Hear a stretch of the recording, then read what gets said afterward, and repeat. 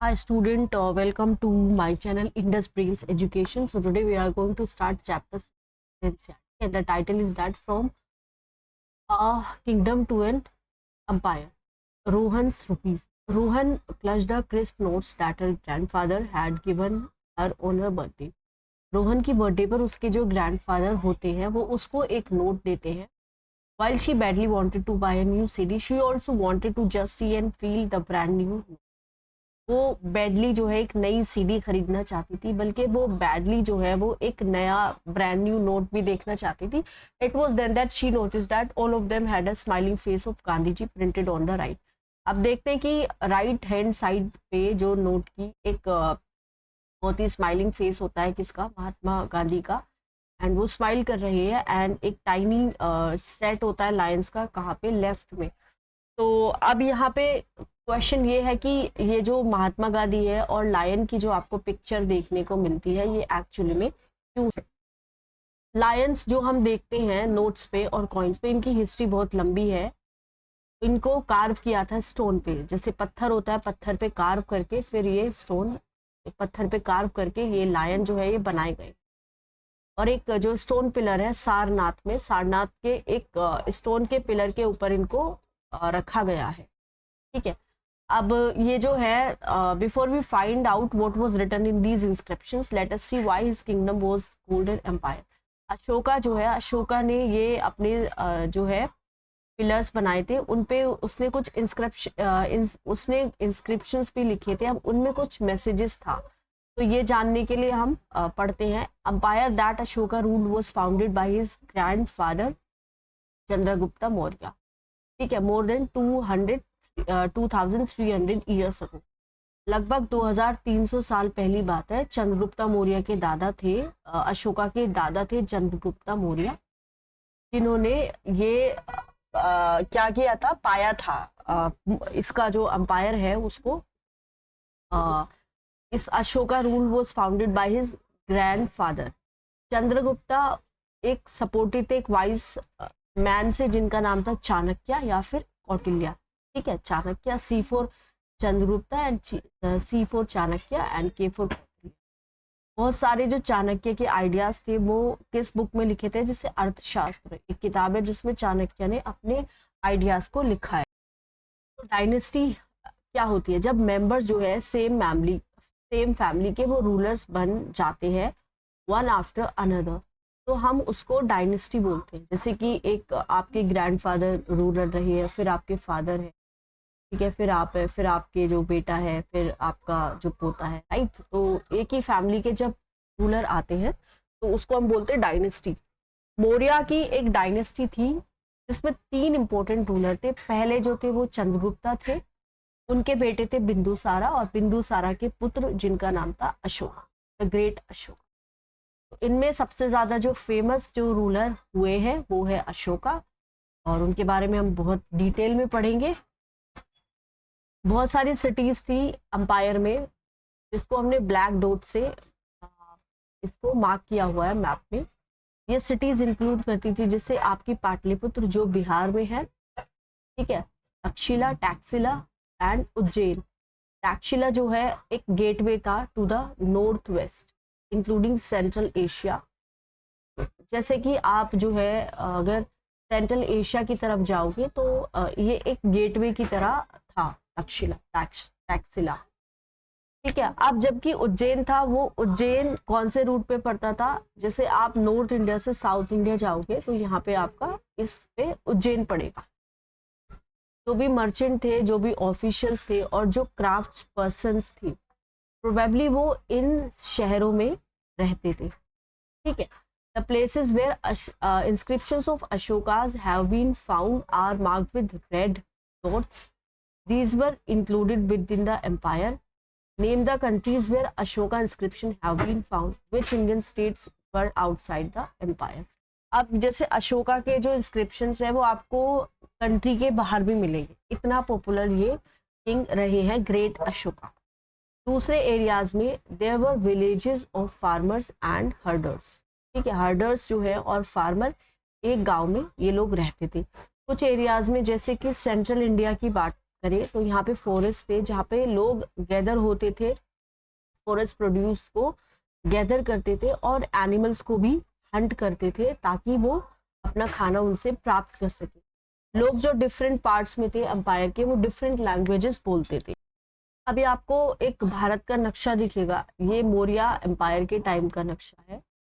ये principal cities आपको बता रहा है, कुछ प्लेसेस जहाँ पे इंस्क्रिप्शंस पाए गए थे अशोका। तो हम देखते हैं जैसे कि पहला ये कांदागर है, कांदाहार ये पड़ेगा आपका लगभग अफगानिस्तान की, ठीक है, कांदाहार। लंपाका, फिर मानी सहरा, फिर शाहबाजगढ़ी, ठीक है।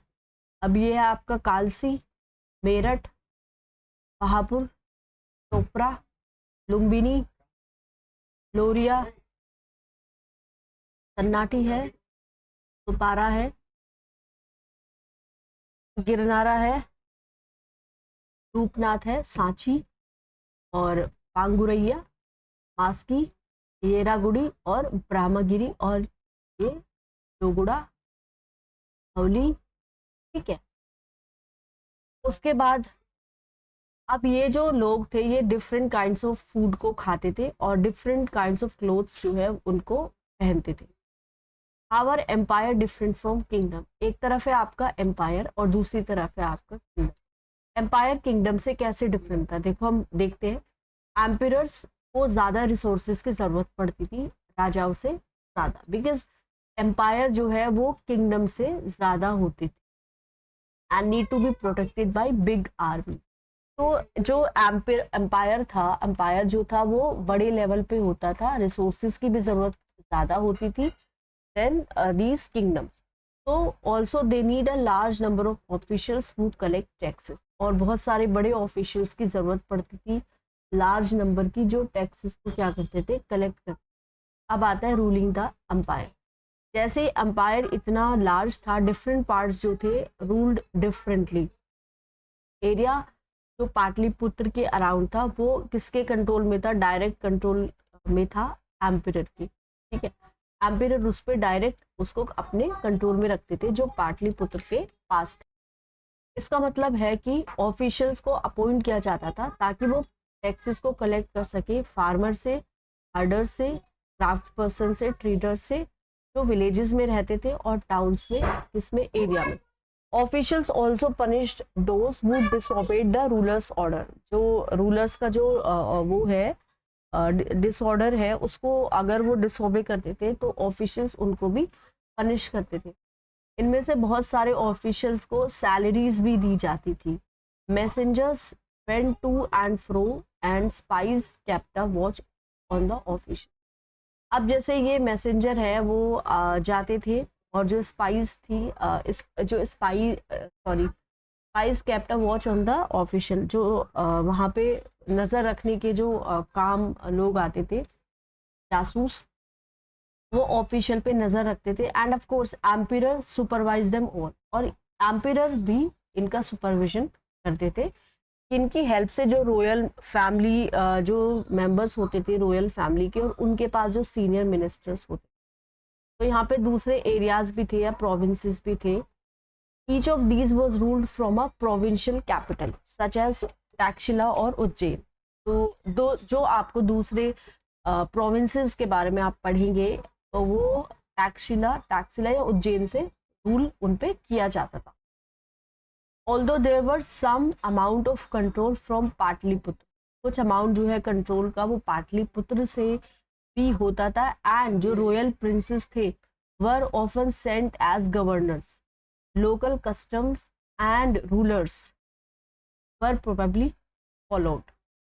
इसके अलावा यहाँ पे वास्ट एरियाज थे, किसके बीच में, इन सेंटर्स के बीच में। यहाँ पे मौर्य ने क्या कोशिश की थी, कंट्रोल करने की रोड्स को और रिवर्स को, जो इम्पोर्टेंट थे किसके लिए, ट्रांसपोर्ट के लिए एंड कलेक्ट करने के लिए जो भी रिसोर्सेज अवेलेबल थी as tax and tribute. For example Arthashastra हमें बताते हैं कि जो नॉर्थ वेस्ट था वो इम्पोर्टेंट था ब्लैंकेट्स के लिए, और साउथ इंडिया गोल्ड और प्रीशियस स्टोन्स के लिए इम्पोर्टेंट था। तो ये पॉसिबल था कि रिसोर्सेज जो है वो कलेक्ट होती थी एक ट्रिब्यूट की तरह। अब जैसे कि एक वर्ड आपने देखा है ट्रिब्यूट, इसका मतलब क्या होता है? जैसे टैक्सेस की अनलाइक टैक्सेस जो रेगुलर बेसिस पे कलेक्ट होते थे, ट्रिब्यूट जो कलेक्ट होता था as and when it was possible from people who gave a variety of things more or less willingly. जैसे आप कुछ अपनी विल से कुछ देना चाहते हैं, आप अपने टीचर को, अपने जो किंग है ना, उसको कुछ गिफ्ट करना चाहते हैं, तो वो ट्रिब्यूट कहलाया जाएगा। तो वो इच्छा से जो आप देते हैं। There were also the forested region, region थे जहाँ पे बहुत सारे फॉरेस्ट थे। People living in these areas were more or less independent. अब जैसे फॉरेस्ट में जो लोग रहते थे वो इंडिपेंडेंट थे, ठीक है, मोर और लेस इंडिपेंडेंट ही थे, but may have been expected to provide elephants, timber, honey and beds to modern of। अब जैसे जो फॉरेस्ट में जो लोग रह रहे हैं वो यहाँ पे एलिफेंट्स की सप्लाई करते थे, टिम्बर की सप्लाई करते थे, हनी और वेक्स, इसको मौर्य के ऑफिशियल्स। एम्पियर और कैपिटल सिटी, मेगास्थनीज जो है एक एम्बेसडर थे जो जिनको कहाँ पे चंद्रगुप्ता के कोर्ट पे भेजा गया, और ये किसने भेजा? ग्रीक रूलर, कहाँ से? वेस्ट एशिया, जिनको हम सैल्यूसस निकेटर भी बोलते हैं, ठीक है। अब जब मेगास्थनीज इंडिया आते हैं तो उन्होंने जो भी वहाँ पे कुछ देखा उसके बारे में एक पुस्तक लिखी। तो यहाँ पे एक डिस्क्रिप्शन है, occasion on which the emperor appears in public are celebrated with grand royal procession। वो कहते हैं कि जो पब्लिकली वो अपीयर नहीं होते थे, जो आपके एम्पियर होते थे वो पब्लिकली अपीयर नहीं होते थे, वो एक सेलिब्रेशन होता था जिस दिन आपके जो एम्पियर है वो जनता के सामने आते थे। उनको एक पैलेंक्विन पे लेके आते थे, एक पालकी जो गोल्डन कलर की होती थी। उनके जो गार्ड्स है वो एलिफेंट को राइड करते थे, और एलिफेंट को भी सजाया जाता था सोने से और चांदी से। कुछ जो गार्ड्स है वो ट्री को कैरी करते थे जिसपे जिंदा जो बर्ड्स थी, including a flock of trained parrots, circle about the head of the emperor. जो जैसे ये एम्पियर है तो एम्पियर के हेड पे वो जो पैरट थे वो सर्कल ऐसे करते थे, वो ट्रेंड होते थे। किंग जो है वो नॉर्मली सराउंडेड है किससे? आर्म्ड विमेन से। He is afraid that someone may try to kill him. अब जैसे राजा पब्लिकली आता है तो उसको डर लगता है कि कोई उसका कत्ल कर सकता है। उसके पास कुछ स्पेशल सर्वेंट्स होते थे जो खाने को टेस्ट करते थे। जैसे राजा के पास अगर कोई खाना जाता था तो सबसे पहले उसके सर्वेंट उस खाने को टेस्ट करते थे। वो कभी भी सेम बेडरूम में नहीं सोते थे फॉर 2 नाइट्स, ठीक है। तो अपना बेडरूम राजा एम्पियर जो है वो बदलते रहते थे सेफ्टी पर्पस के लिए। जो पाटलिपुत्र है वो मॉडर्न पटना है, वो लिखते हैं कि यहाँ पे एक लार्ज और ब्यूटीफुल सिटी है ये Patna. It is surrounded by a massive wall. अब जैसे पटना है, पटना के आसपास एक वॉल है, मैसिव, बहुत बड़ी वॉल है जिससे सराउंडेड है। 500 टावर है और 64 गेट्स है, ठीक है। हाउसेस जो है 2 या 3 स्टोरीज हाउसेस है जो लकड़ी के और मड ब्रिक के बनी है। मड ब्रिक जो कच्ची ईंटें होती है मिट्टी की। Kings palace is also of would. अब जैसे राजा है, राजा का पैलेस भी लकड़ी का बना है और इसको स्टोन की कार्विंग करके डेकोरेट किया गया है। यहाँ पे गार्डन्स भी है और एंक्लोजर्स है फॉर कीपिंग बर्ड्स, ठीक है। तो यहाँ पे पिंजरे भी हैं, एंक्लोजर्स हैं जिसपे बर्ड्स को रखा जाता है, ठीक है, चिड़ियों को रखा जाता है, और ब्यूटीफुल गार्डन्स है। अशोका एक यूनिक रूलर है। मोस्ट फेमस जो मौर्यन रूलर है वो अशोका ही है। पहले ऐसे रूलर्स थे जिन्होंने अपना मैसेज इसको लोगों को देने की कोशिश की, लोगों तक पहुंचाने की कोशिश की इंस्क्रिप्शंस के थ्रू। ज़्यादातर जो अशोका के इंस्क्रिप्शंस हैं वो प्राकृत लैंग्वेज में है और ये ब्राह्मी स्क्रिप्ट में लिखे गए हैं। अशोका की एक लड़ाई होती है कलिंगा में। कलिंगा एक एंशिएंट नेम है कोस्टल उड़ीसा का, ठीक है। अशोका ने एक वॉर यहाँ पे लड़ी थी कलिंगा को कॉन्कर करने के लिए। इसको उड़ीसा को अपने कब्जे में करने के लिए एक भयंकर लड़ाई होती है। हावेवर वो इतने डर जाते हैं कि जब वो देखते हैं कि झगड़े की वजह से बहुत ज़्यादा वायलेंस बढ़ गई है और बहुत ज़्यादा खून खराबा हुआ है, तो उन्होंने डिसाइड किया कि वो अब कोई भी लड़ाई नहीं लड़ेंगे। वो केवल एक ऐसे राजा है इतिहास में जिन्होंने जीतने के बाद जो है उन्होंने winning a war, the word वो gave up conquest after winning a war, एक लड़ाई को जीत लिया है लेकिन जो जीती हुई जो जगह थी उसको उन्होंने गिव अप किया था, राइट। अब अशोका के यहाँ पे कुछ इंस्क्रिप्शन है जो कलिंगा की वॉर को डिस्क्राइब कर रहे हैं। This is what Ashoka declare in one of his inscription. 8 years after becoming king I conquered Kalinga. ठीक है, अशोका कहते हैं कि 8 साल बाद जब मैं राजा बनता हूँ तो 8 साल के बाद मैंने कलिंगा को जीत लिया। About lakh and half people were captured, लगभग 1.5 लाख लोगों को कैप्चर किया गया और लाख से ज्यादा जो लोग हैं उनको मारा गया। दिस फिल्ड मी विद सोरो, वाई, इससे मुझे बहुत ही दुख हुआ। अशोका कहते हैं, अपने आप से क्वेश्चन पूछते हैं, प्रश्न करते हैं कि क्यों। जब भी एक इंडिपेंडेंट लैंड को कॉन्कर किया जाता है तो लाखों लोग मरते हैं और बहुत सारे जो हैं वो प्रिजनर बना दिए जाते हैं। ब्राह्मण और मोंक्स भी वहां पे मर जाते हैं। जो लोग अपने रिश्तेदारों के साथ काइंड होते हैं, अपने दोस्तों के साथ काइंड होते हैं, वो भी मर जाते हैं। उनके जो स्लेव्स हैं, उनके जो सर्वेंट्स हैं वो मर जाते हैं, या फिर वो अपने जो लव्ड वंस हैं उनको खो देते हैं। That is why I am sad, इसी वजह से मैं सैड हूँ। And have decided to observe dhamma, और अशोका कहते हैं कि मैं धम्मा ऑब्जर्व करूंगा और लोगों को बताऊंगा इसके बारे में। मैं ये बिलीव करता हूँ कि winning people over through Dhamma is much better than conquering them through force. तो अशोका कहते हैं कि लोगों को धम्मा के जरिए जीता जाए, ना कि उनको फोर्स के जरिए लोगों को जीता जाए। I am inscribing this message for the future so that my son and grandson after me should not think about war. तो अशोका कहते हैं कि मैं ये मैसेज दे रहा हूँ अपने फ्यूचर में, जो मेरी औलादे होंगी, बच्चे होंगे, उनके लिए, अपने बेटों के लिए, अपने पड़ पोतों के लिए, कि आप कभी भी झगड़े के बारे में मत सोचना, क्योंकि झगड़ा जो है वो सिर्फ एक विनाश लेके आता है। Instead they should try to think about how to spread dhamma. वो कहते हैं कि मैं अपनी जनरेशन को चाहता हूँ, फ्यूचर जनरेशन को, आप धम्मा को स्प्रेड करें। अब प्रश्न ये है कि कलिंगा की जो वॉर है वो कैसे अशोका के एटीट्यूड में चेंज लाती है। धम्मा जो है वो एक प्राकृत वर्ड है संस्कृत का धर्मा के लिए, धर्म, राइट।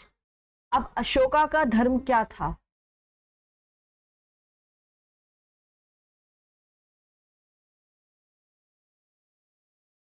आइए देखते हैं। तो व्हाट वाज अशोकास धम्मा, अशोका जो जिस धर्म की बात करते हैं वो धर्म एक्चुअली में होता क्या है। देखिए, अशोका का जो धम्मा है वो इन्वॉल्व नहीं करता वर्शिप ऑफ गॉड, कि आप गॉड की वर्शिप करो या फिर सेक्रीफाइस दो, ठीक है। तो ये जो इनका जो धम्मा को लेके जो आइडियोलॉजी थी अशोक की, वो डिफरेंट थी। He felt that just as a father tries to teach his children, he had a duty to instruct his subjects. तो वो कहते थे जैसे एक पिता का कर्तव्य होता है कि वो अपने बच्चों को टीचिंग दे, सिखाए, तो उनकी भी एक ड्यूटी थी अपनी प्रजा को सिखाने की, इंस्ट्रक्शन देने की। वो गौतम बुद्ध की जो टीचिंग है उससे भी काफ़ी इंस्पायर होते हैं। तो यहाँ पे नंबर ऑफ प्रॉब्लम्स थी दैट ट्रबल्ड हिम, बहुत सारी प्रॉब्लम जो है जो इनको ट्रबल दे रही थी अशोका को।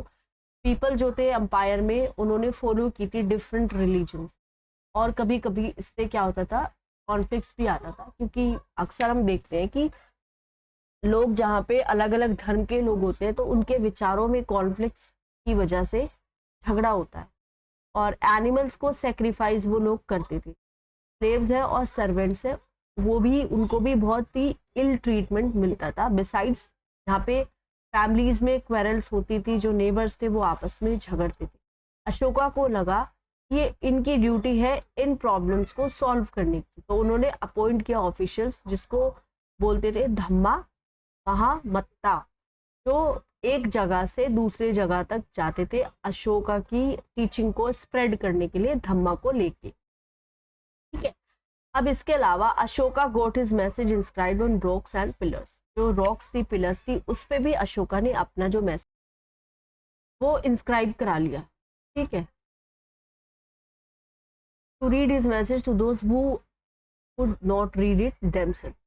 Ashoka also sent messengers to spread ideas about Dhamma to other lands. जैसे कि दूसरी लैंड पे भी उन्होंने अपने मैसेंजर्स को भेजा ताकि ये लोग उनका जो मैसेज है वो भेज सके। जैसे सीरिया में आपको मिलेगा, इजिप्ट में, ग्रीस में, और उनके जो बेटे थे महेंद्र और उनकी डॉटर थी संघमित्रा, ठीक है, टू श्रीलंका, उनको भी उन्होंने भेजा। अब यहाँ पे उन्होंने रोड्स भी बनाई, कुएं जो है वो भी बनाए, और रेस्ट हाउसेस जो है अशोका ने वो भी बनाए। Beside, he arranged for medical treatment for both human beings and animals. और जो मेडिकल उनके राज्य में मेडिकल ट्रीटमेंट फ्री में दिया जाता था, किसके लिए? जो ह्यूमन बींग्स थे और एनिमल्स थी। तो अशोका बहुत ही दयालु हो चुके थे एनिमल के प्रति और ह्यूमन बींग्स के प्रति। अब जैसे आपको ये मिलेगा एक रामपुरवा पुल है, आप देखो कि कितना पॉलिश्ड स्टोन का स्कल्पचर है जो कि पत्थर से बना हुआ है। एक स्कल्पचर है, पत्थर को काट के तराश के इसको बनाया गया है। ये मौर्य के पिलर जो है, जो रामपुरवा बिहार में पाया गया था, उसका एक पार्ट था, और अब इसको राष्ट्रपति भवन में रखा गया है। ये एक एग्जाम्पल है स्किल का, किसका? स्कल्पचर्स का उस वक्त। अब आप देखिए कि कितने हमारे जो भारत के जो स्कल्पचर्स थे वो कितने महान थे। तो कितने अच्छे से इन्होंने स्कल्पचर बनाया है एक पत्थर को काट के। अब हम पढ़ते हैं अशोका का मैसेज किसका? उसके सब्जेक्ट्स के लिए। लोग परफॉर्म करते हैं एक वैरायटी किसकी? रिचुअल्स की, जब वो बीमार पड़ते हैं। तो जब उनके बच्चे, शादी हो जाती है तो उनके जो चिल्ड्रन है वो पैदा होते हैं, when they go on a journey. ये जो रिचुअल्स है वो यूजफुल नहीं है। अगर इसके अलावा पीपल दूसरी प्रैक्टिसेस ऑब्जर्व करें तो ये ज़्यादा फ्रूटफुल होगा, ये ज़्यादा फायदा देगा। तो ये प्रैक्टिसेस क्या है हम देखते हैं जो अशोका ने हमें बताई है। दीज आर, जैसे हमें अपने स्लेव के प्रति और सर्वेंट्स के प्रति जेंटल होना है, हमें अपने जो एल्डर्स हैं उनकी रेस्पेक्ट करनी है, जितने भी क्रिएचर्स हैं उनको हमें कंपैशन के साथ ट्रीट करना है, हमें ब्राह्मण को गिफ्ट देने हैं और ब्राह्मण के अलावा मोक्स को भी गिफ्ट देने हैं। It is both wrong to praise one's own religion और क्रिटिसाइज अनदर्स। अशोका कहते हैं कि अगर आप अपने रिलीजन की प्रेज करते हैं, तारीफ करते हैं, दूसरे रिलीजन को क्रिटिसाइज करते हैं, तो ये बात बहुत गलत है। Each one should respect the others religion. वो कहते हैं अपनी जनता से कि मैं चाहता हूँ कि आप एक दूसरे के रिलीजन की रेस्पेक्ट करें। अगर एक प्रेज करता है खुद के रिलीजन को जबकि दूसरे रिलीजन को क्रिटिसाइज करता है, तो हम ये कहते हैं कि वो अपने ही रिलीजन को हार्म पहुंचा रहा है। अब यहाँ पे आप देखेंगे कि ये ब्राह्मी स्क्रिप्ट है। Most modern Indian scripts have developed from the Brahmi script. India की जो स्क्रिप्ट है वो इसी स्क्रिप्ट से बनी है, over 100 of years. Here you can see the letter A written in different script. जैसे ये अर्ली ब्राह्मी है, ये लेटर हमारा A है, ठीक है। अब ये जैसे देवनागरी है, देवनागरी में हम लिखते हैं, बंगाली है, बंगाली में हम ऐसे लिखें, मलयालम है और मलयालम में हम ऐसे लिखें, ठीक है। और यहाँ पे तमिल है तो तमिल में हम कुछ